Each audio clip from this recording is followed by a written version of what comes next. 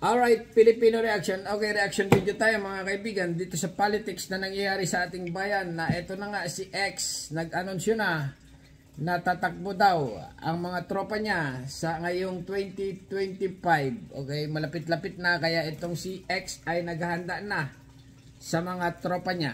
Ito na mga kaibigan. Inendorso ng PDP Laban ang 4 nilang miyembro para sa pagkasenador sa 2025. Kabilang dyan ang aktor na si Philip Salvador. Posible rin daw tumakbo si dating Pangulong Rodrigo Duterte. Live mula sa Cebu City, nasa frontline ng balitang yan si John Aroa. John, anong update dyan sa meeting ng PDP Laban? Ito mga kaibigan, na-explain ko lang. Medyo 1 taon at kalahati pa siguro. Ay ganyan na. Politics na agad ang nasa isip nila. Pagtakbo na agad. Bro, tama ka nga, no? Pasabog ang mga inanunsyo sa gabing ito ng PDP dito sa Cebu City kung saan 4 ang inendorso ng partido para tumakbong senador sa 2025. Pinangunahan ni PDP Laban Chairman at dating Pangulong Rodrigo Duterte ang panunumpa ng mga bago nilang miyembro dito sa isang resort at casino sa Cebu City. Ay Diyos mio, nakita ko ng mga pagmumukha nitong... We are honored that you have choose PDP, the only political party in the country today. Nako, Diyos mio, Marimar. Okay. Itinapat yan sa 42nd anniversary ng partido na dinaluhan ng higit 1,000 nitong miyembro, kabilang dyan sina Senator Robin Padilla. Sa susunod, talo na yan. Tingin ko. Okay? Yung halimbawa tumakbo siya sa susunod ay 6 years term pala nito. Hindi pa siya tatakbo. Pero sa susunod daw na term itong si idol nyo, okay, Robin Padilla ay vice president yata ang tatakbuhan nito. Ayun ang chismis. Ipapartner dito kay Sara. Alright. De La Rosa Go Tolentino, inendorso ang PDP para sa 2025. Okay, continue lang. Francis Tolentino, Bongo at Ronald De La Rosa. Dito na rin inanunsyo ang muling pagtakbo sa Senado ni Tolentino, Go at De La Rosa. We expect all members of PDP to work hard for their re-election. Layon daw nilang tatlo ang mapanatili ang pwersa ng PDP sa Senado at mapalakas pa Talo ito sa sunod. Ayan, nakikita na kaputi. Hindi pa naman, 28 pa. Okay. Ito, may pahapyaw pa nga si De La Rosa sa mga posible pa nila makasamang tumakbo sa pagkasenador, kabilang si dating Pangulong Duterte. I hope na sana the likes of pero sa tingin ko mga kaibigan, itong si Senator Ronald De La Rosa, pasok pa rin ito. Okay? Na maging senador ng Pilipinas. Pulso ko lang, ha? Kuya Ipi Salvador. Ipi Salvador, or possible na tingin ko, hindi yung manalo. Ha? Si Philip Salvador, tatakbo. Kasi nga, iniisip ng tao dito, si Robin Padilla, Senador Robin Padilla, ay parang mahina daw. Okay? Ngayon, kung tatakbo itong si Philip Salvador, ay magiging siguro ang isipan ng tao ay baka ganon, alangan. Okay? Okay, continue lang, bahala kayo. Madagdag yan sa atin para lalakas tayo doon.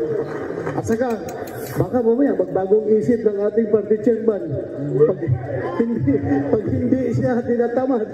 Agad namang tinanggap ng aktor si Philip Salvador ang endorsement ng PDP para sa 2025 senatorial race. Ang tagal ko pong hinintay ito. Tinatanggap ko po ang aking nominasyon. Gusto rin maging senador. Para sa 2025 senatorial election. Present din sa event ngayong gabi sa Cebu City Mayor Michael Rama. Wala naman sa Cebu Governor Gwen Garcia na isang aktibong miyembro ng PDP Laban. Paliwanag dyan ang presidente ng partido. The mayor is a solid PDP stalwart. The governor has been a PDP. But we do not blame the governor for not being with us. Maybe she is busy, so let's give her the benefit of the doubt. Kasi nga mga kaibigan, halimbawa tumakbo ito, ang lagay kasi ng tao, yung pulso ng bayan, parang iisipin nila itong PDP Laban, parang mapabor na ito sa China. Okay? Maka-China lahat ito, ganun. Versus Amerika. Okay? Pabor sa Amerika. Ganon.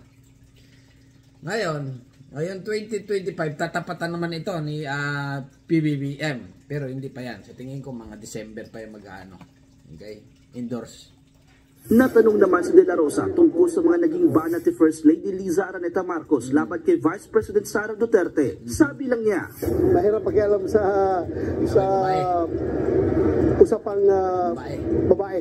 Tama, okay? Pag mga lalaki ka, huwag ka na makialam sa mga babaeng awayan, okay? Kasi nga, ibang isip ng babae, ibang isip ng lalaki, okay? Parang sa asawa, okay?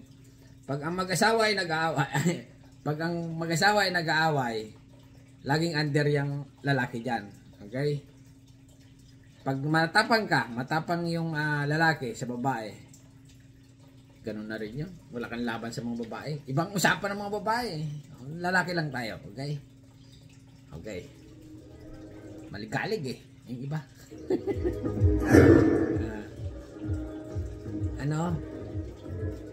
Rose, gaya ng sinabi ni Senator De La Rosa, nabanggit din kanina ni ex-President Duterte na ayaw niya raw umatake ng babae na anyay maraming issue ng korupsyon. Hindi niya pinangalanan na tinutukoy niya, ngunit nabanggit din niya si Pangulong Bongbong Marcos sa wala raw issue ng korupsyon. Bukod dyan, nagiginit din ni Duterte. Ang importante talaga dyan, kung kayo maging Pangulo ng Pilipinas, okay? Ay wala kang korupsyon, mga kaibigan. Hindi ka nangungurakot sa bayan. Kasi pag ikaw nga, Pangulo ng Pilipinas, nangurakot ka pa, ano na mangyari sa Pilipinas niyan? Ito sa tingin ko naman, itong mga inendorso ni X, sa tingin ko, yung tatlo makakalusot. Okay? Pero yung mga baguhan, possible na talo. Tingin ko lang kasi nga, hindi pa naman natin alam ang mga survey. Okay? Pero hindi na rin ako naniniwala sa mga survey Kasi mga survey, kanya-kanyang palakasan ay sabi mahina, okay? Sabi malakas, survey dito, survey doon. Yung iba binayaran, yung iba naman hindi. Yung iba naman fake news, yung iba naman real news, okay? Kaya sa mga survey, hindi ako naniniwala dyan. Pero itong, ito si De La Rosa, okay? Tolentino, possible na pasok ito. Si Bongo. O possible na 50-50 si Bongo. Okay? Halimbawa, kasi nga ang senador kaunti lang madadagdagan pa ng ilang halimbawa, tatapatan din ng halimbawa 20 ang lalaban dyan. Sa kabila 20 din.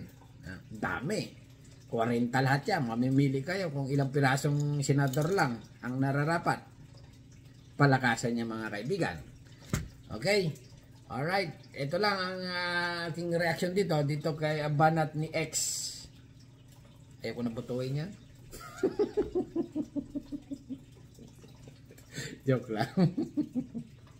Hindi ka naman naboto Siyempre, meron lang tayo mga kaibigan. Bahala na kayo Kasi nga yung mga viewer natin, vote Pero ngayon, hindi pa ako buboto. Pero 2025, buboto na ako. Kasi layo pa Kaya medyo inano ko pa. Nagde-decide pa ako. Kasi possible na botohin ko rin nga rin.